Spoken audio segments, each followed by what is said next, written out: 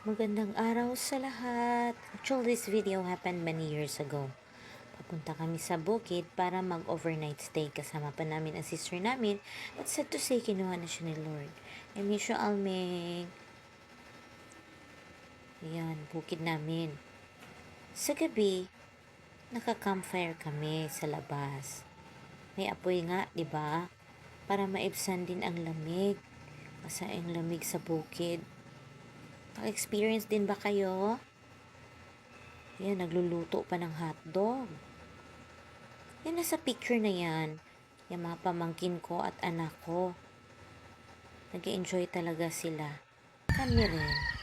Kinaumagahan, ito ang bumungad sa amin ang napakagandang sunrise at may mga insekto pang maririnig.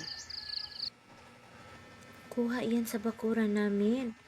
Ang ganda talaga sa bukid. Tahimik. At presko pa ang hangin. At para bang malilimutan mo ang mga problema. Kasama pa mama namin dyan. Pero wala na siya. Ang lungkot, diba?